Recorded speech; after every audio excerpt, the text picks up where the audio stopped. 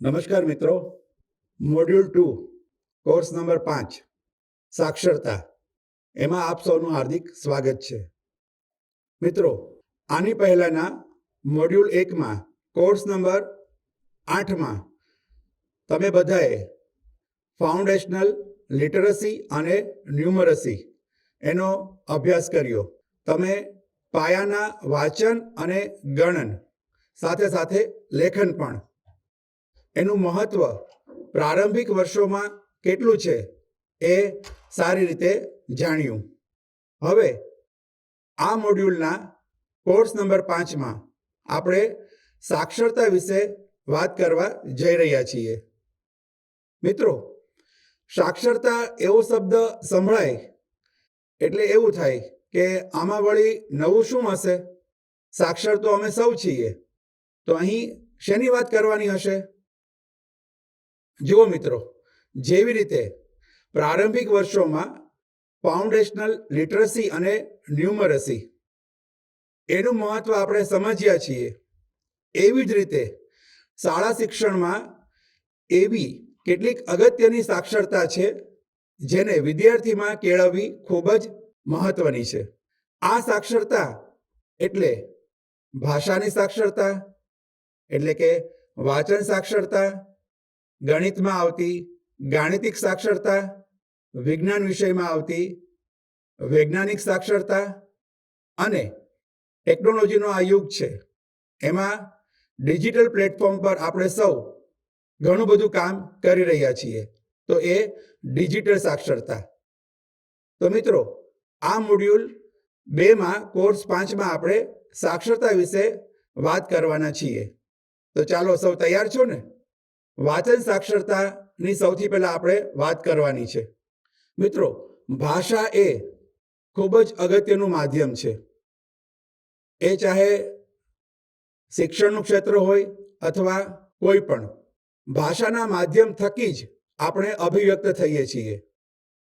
ભાષાના મુખ્ય 4 કૌશલ: શ્રવણ, કથન, વાંચન અને લેખન.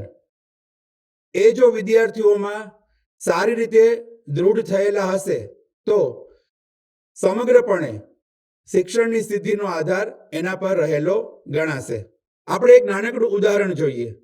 કોઈ એક બાળકને વાંચતા આવડતું નથી એવું માની લઈએ, અને એ બાળકને જ્યારે તમે મૌખિક રીતે એવી સમજૂતી આપો છો કે એની સામે એક પ્રશ્ન આવે અને નીચે વિકલ્પ આપેલા હોય અ, બ, ક, ડ, માત્ર બાળક એટલું ઓળખે છે, અને બાળકને સમજાવીએ કે એમાંથી ક જવાબ સાચો છે, એ તારે ટીક કરવાનો છે. હવે આ જ બાળકને જો પ્રશ્ન એ રીતે પૂછવામાં આવે કે નીચે આપેલા 4 પદાર્થો પૈકી કયા પાણીમાં દ્રાવ્ય છે અને કયા પાણીમાં અદ્રાવ્ય છે, પરંતુ બાળકને વાંચતા નથી આવડતું, એટલે સ્વાભાવિક રીતે એ આપેલા જે 4 પદાર્થો છે એમાંથી કોઈ એક પદાર્થના જવાબ પર એ ટીક માર્ક કરી દેશે. તો મિત્રો, આ ઉદાહરણ પરથી ખ્યાલ આવે છે કે બાળકનું વાંચન જો નબળું હશે અથવા કાચું હશે તો એ બાળક છે એ કોઈ પણ વિષયમાં આગળ વધી શકશે નહીં.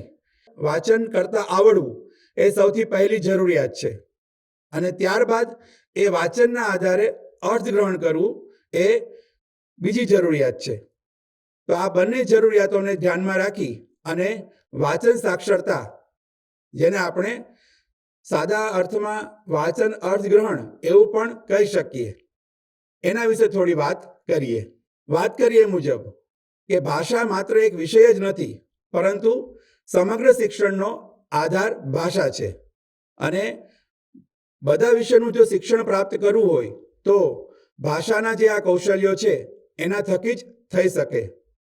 વ્યક્તિની ભાષા પરની પકડ એના વિષય શિક્ષણની સિદ્ધિનો આધાર બની રહે છે, અને એટલા માટે જ છેલ્લા કેટલાક વર્ષોથી આપ જોઈ શકો છો કે ભાષાને વધારે ને વધારે સમૃદ્ધ બનાવવા માટે શિક્ષણના ક્ષેત્રે કેટલાક પ્રયત્નો છે શરૂ થયા છે. આમ આ બાબતને ધ્યાનમાં રાખીએ તો વાંચન અર્થગ્રહણ અથવા વાંચન સાક્ષરતા છે એ ખૂબ જ અગત્યની સાક્ષરતા ગણી શકાય. તો આ વાંચન સાક્ષરતા છે એમાં એક શિક્ષક તરીકે મારે શું શું ધ્યાનમાં રાખવું જોઈએ? મિત્રો, આપણી એક સાદી સમજ એવી છે કે બાળક છે એને કોઈ એક ફકરો અથવા પેરેગ્રાફ અથવા અનુચ્છેદ એ આપીએ અને એના આધારે બાળક કેટલીક સમજ બનાવે અને તેની નીચે આપેલા પ્રશ્નોના જવાબ આપે એટલે એ વાંચન અર્થગ્રહણનો ભાગ બની ગયો ગણાય. ના, એ વાંચન અર્થગ્રહણનો ભાગ તો છે જ, પરંતુ સાથે સાથે ઘણી એવી બધી વાંચન સામગ્રી છે જેનો ઉપયોગ કરીને પણ બાળકને આપણે વધારે ને વધારે વાંચન સાક્ષરતામાં દ્રઢ બનાવવા જોઈએ. તો ચાલો આજે એના વિશે સમજ કેળવીએ. વાંચન સાક્ષરતા છે એના કુલ 3 પરિમાણોને આપણે અહીં આકૃતિમાં દર્શાવેલા છે. વાંચન માટેનું સાહિત્ય, જેને આપણે ટેક્સ્ટ તરીકે ઓળખીએ છીએ. વાંચનના પાસા, જેને આપણે આસ્પેક્ટ તરીકે ઓળખી શકીએ. અને ત્યાર પછી આવે છે પરિસ્થિતિઓ, અલગ અલગ પ્રકારની સિચ્યુએશન્સ, એના આધારે કેવા પ્રકારની ટેક્સ્ટ બનતી હોય છે. તો આ 3 પરિમાણો છે એને ધ્યાનમાં રાખી અને વાંચન સાક્ષરતા વિશે આપણે સમજીએ. પહેલું છે વાંચન માટેનું સાહિત્ય, જેમાં કુલ 3 ભાગમાં આપણે સમજ કેળવીશું: સ્વરૂપના આધારે, પ્રકારના આધારે અને માધ્યમના આધારે. આપ સૌને ખ્યાલ છે આપણી આસપાસ ઘણી બધી વાંચન સામગ્રી રહેલી છે. તો એ સ્વરૂપના આધારે જો એ સામગ્રીને આપણે અલગ અલગ ભાગમાં વર્ગીકૃત કરવી હોય તો આપ જોઈ શકો છો સતત સ્વરૂપનું સાહિત્ય એટલે કે સમાચાર પત્રો, અહેવાલ, કોઈ નવલિકા કે નવલકથા છે એનો કોઈ નાનકડો ભાગ લઈએ તો એ સતત સ્વરૂપનું સાહિત્ય ગણાશે. એ જ રીતે અસતત પ્રકારનું સાહિત્ય, જેમાં કોઈ સારણીઓ અથવા પત્રકો છે આપેલા હશે. મિશ્ર પ્રકારનું સાહિત્ય, નામ પરથી જ ખ્યાલ આવે છે કે અહીં સતત અને અસતત એમ બંને પ્રકારના સાહિત્ય છે જોડાયેલા હશે.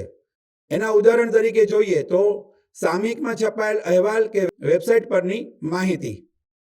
અને એ જ રીતે છેલ્લો ભાગ છે બહુવિધ સાહિત્ય, જેમાં કોઈ પરીક્ષણના હેતુસર એવી વાંચન સામગ્રી તૈયાર કરવામાં આવે.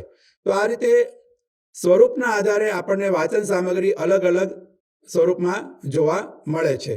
વિદ્યાર્થીઓ પણ આમાંથી કેટલીક વાંચન સામગ્રીથી સારી રીતે પરિચિત હશે. ત્યારબાદ પ્રકારના આધારે જોઈએ તો શબ્દચિત્ર, જેમ કે કોઈ માર્ગદર્શિકા બનાવેલી હોય, કોઈ સૂચિપત્ર હોય, ડિજિટલ પ્લેટફોર્મ પર આપણે કામ કરી રહ્યા છીએ ત્યારે કોઈ બ્લોગ પર કોઈ એવું વર્ણન મુકાયેલું હોય, કોઈને ડાયરી લખવાની આદત હોય તો એ ડાયરીનું લખાણ હોય, કોઈ વર્ણન છે તો એમાં નવલકથા આવે, હાસ્યકથા આવે, અખબારી અહેવાલ આવે, વર્ણનનું સ્પષ્ટીકરણ કરેલું હોય જેમાં નિબંધનો સમાવેશ થાય, વિશ્વકોશ એટલે કે એન્સાઇક્લોપીડિયા એની કોઈ નોંધ હોય, દલીલ કે તર્ક એના આધારે બનાવેલી વાંચન સામગ્રી, જેમ કે કોઈ સંપાદકને પત્ર લખવામાં આવે, ઓનલાઈન ફોરમમાં મૂકવામાં આવેલ કોઈ પોસ્ટ હોય, તો એ બાબતની અંદર કોઈને કોઈ રીતે કોઈ દલીલ કે તર્ક છે એમાં જોડાયેલો હશે. એ જ રીતે સૂચનાઓ, ખ્યાલ છે આપણને કે અલગ અલગ રસોઈ બનાવવાની રેસીપી હોય અથવા સોફ્ટવેર શરૂ કરવા માટેની કેટલીક સૂચનાઓ હોય. એ જ રીતે વ્યવહારમાં જોઈએ તો પત્રથી સમાચાર મોકલાવા, કોઈ મિટિંગનું આપણે આયોજન કરતા હોય તો એનો કોઈ મેસેજ અથવા સંદેશો મોકલાવવો. તો આ રીતે પ્રકારના આધારે પણ એના કેટલાક ભાગ આપણે જોઈ શકીએ છીએ. અને ત્યારબાદ ખ્યાલ છે માધ્યમના આધારે. વાંચન સામગ્રી છે આપણી સામે અત્યારે મુખ્યત્વે 2 સ્વરૂપે આવી રહી છે. એક તો મુદ્રિત અથવા પ્રિન્ટ સ્વરૂપે જેને જોઈએ છીએ, અથવા ડિજિટલ પ્લેટફોર્મના માધ્યમથી આપણી સામે વાંચન સામગ્રી મુકાયેલી હોય છે. તો મિત્રો, આ બધા જ પ્રકારના સાહિત્યના જે સ્વરૂપ છે અથવા એના પ્રકાર છે અથવા એનું માધ્યમ છે એનો બહોળો અનુભવ આપણે વિદ્યાર્થીઓને આપવો જોઈએ. આ બધી જ સામગ્રી મેળવવી આપણા માટે ખૂબ જ સરળ છે. તમે લાઇબ્રેરી અથવા ઇન્ટરનેટ અથવા કોઈ એવા રેફરન્સ પુસ્તકો એમાંથી આ બધી વાંચન સામગ્રી છે એકત્રિત કરી શકો છો. ત્યાર પછી બીજું પરિમાણ છે વાંચનના પાસા. અહીંયા ખાસ કરીને આપણે વાંચન અર્થગ્રહણની પ્રક્રિયા કઈ રીતે થતી હોય છે એના પર વાત કરેલી છે. કોઈ પણ સામગ્રી આપણે જ્યારે વાંચીએ છીએ ત્યારે સૌપ્રથમ તો એને માહિતી સ્વરૂપે યાદ રાખવાનો આપણે પ્રયત્ન કરીએ છીએ. તો એ માહિતી સમગ્રપણે આપણને કેટલી યાદ રહી અથવા કઈ કઈ ઘટનાઓ મુખ્યત્વે સમજવાનો પ્રયત્ન કર્યો, એના ભાગરૂપે પ્રથમ પગથિયું માહિતીની પુનઃપ્રાપ્તિ. ત્યારબાદ એ માહિતીના આધારે આપણે કેટલીક વ્યાપક સમજણ બનાવીએ છીએ. તો એ વ્યાપક સમજણ ત્યારબાદ ધીમે ધીમે આપણે બૌદ્ધિક રીતે એના પર વિચારણા કરીએ છીએ અને કેટલાક અર્થઘટન આપણે આપીએ છીએ, જેમાં અર્થઘટનના વિકાસનો સમાવેશ થાય છે. અને ત્યારબાદ કોઈ વાંચન સામગ્રી પર છેલ્લે આપણે આપણું કન્ક્લુઝન આપીએ છીએ, અથવા એને આપણે ચિંતન અને મૂલ્યાંકન એમ પણ કહી શકીએ. અને સમગ્ર રીતે જે સાહિત્યનું સ્વરૂપ આપણી સામે છે એના પરનું ચિંતન અને મૂલ્યાંકન. તો આ રીતે વાંચનની મૂલ્યાંકનની પ્રક્રિયા કેવી હશે અથવા વાંચન અર્થગ્રહણની પ્રક્રિયા કેવી હશે, એ 5 તબક્કાઓના આધારે તમે સમજી શકો છો. વિદ્યાર્થીને તમે જ્યારે કોઈ એક ઉદાહરણ આપશો ત્યારે વિદ્યાર્થીઓ છે એ વાંચન સામગ્રી છે એમાંની કેટલીક માહિતી છે એને ફરી વખત યાદ કરશે, એના પર પોતાની સમજણ બનાવશે, કેટલુંક અર્થઘટન કરશે અને એના આધારે ચિંતન કરી અને આપણને એનો સાર છે રજૂ કરશે. તો આ રીતે વાંચન અર્થઘટનની પ્રક્રિયા છે એ ખૂબ મહત્વની બની રહે છે. જે ત્રીજું પરિમાણ છે એ પરિસ્થિતિઓ છે. આપ જોઈ શકો છો કે ચોક્કસ હેતુના આધારે કેટલીક સામગ્રીઓ છે તૈયાર થાય છે. એમાં વ્યક્તિગત પરિસ્થિતિના આધારે ગણીએ તો કોઈ પત્ર લેખન થતું હોય, કોઈ કાલ્પનિક વાર્તા બનાવતું હોય, કોઈ રોજનીશી લખતું હોય, કોઈને પોતાનો બ્લોગ છે ડેવલપ કરેલો હોય, એમાં કેટલું વર્ણન કરવામાં આવતું હોય. જાહેર ક્ષેત્રમાં તો કે જાહેર નોટિસ, સમાચાર પત્ર, સમાચારની કોઈ વેબસાઇટ છે, તો એ જાહેર પરિસ્થિતિના આધારે તૈયાર થયેલી વાંચન સામગ્રી ગણી શકાય. વ્યાવસાયિક, તો વ્યાવસાયિકના આધારે નોકરીની જાહેરાતો છાપામાં આપ જોઈ શકો છો. એ જ રીતે ઓનલાઈન પ્લેટફોર્મ પર પણ જાહેરાત આપણી સામે આવતી હોય છે. અને શૈક્ષણિક, એ પરિસ્થિતિમાં આપ સૌને ખ્યાલ જ છે કે પાઠ્યપુસ્તકો, એ જ રીતે અધ્યયન માટેના સોફ્ટવેર્સ. તો મિત્રો તમે જોઈ શકો છો કે અહીં જો સામગ્રી છે એ કેટલીક મુદ્રિત સ્વરૂપની હશે, કેટલીક ડિજિટલ પ્લેટફોર્મ પર હશે. તો એ બંને પ્રકારનું અહીંયા સંયોજન તમે જોઈ શકો છો પરિસ્થિતિઓને આધારિત. મિત્રો, વાંચન સાક્ષરતાના પરિમાણો અને વાંચન સામગ્રી છે એ કેવા કેવા સ્વરૂપની હોય એના વિશે આપણે કેટલુંક ચિંતન કર્યું. તો વર્ગખંડની અંદર તમારે વાંચન સાક્ષરતા કેળવવા માટે વિદ્યાર્થીઓને આવી વિવિધ પ્રકારની વાંચન સામગ્રીઓ છે ઉપલબ્ધ કરાવવી જોઈએ. એના સોર્સ તરીકે આપ લાઇબ્રેરી અથવા ઇન્ટરનેટ, એ હાથવગા સાધન છે, એનો ઉપયોગ કરી શકો છો. વિદ્યાર્થીઓ વધુને વધુ આવી વાંચન સામગ્રીમાં વાંચન અર્થગ્રહણનો અનુભવ મેળવે અને વ્યવહારમાં તેનો ઉપયોગ કરે, એ રીતની તકો છે એ તમારે વર્ગખંડ અધ્યયન અધ્યાપન પ્રક્રિયામાં ઊભી કરવી જોઈએ. પાઠ્યપુસ્તક તો એક માધ્યમ છે જ, પરંતુ કેટલીક વાંચન સામગ્રી એવી છે કે જે થોડા વિશિષ્ટ પ્રકારે આપણી સામે આવતી હોય છે. તો એની કેટલીક વાતો આપણે અહીં કરી છે. તો વાંચન સાક્ષરતા એ ખૂબ જ અગત્યની બાબત બની રહે છે અને એ સાક્ષરતા જેટલી મજબૂત હશે એટલી જ અન્ય સાક્ષરતા કે અન્ય વિષયનું શિક્ષણ છે મજબૂત બનવાનું છે. નમસ્કાર.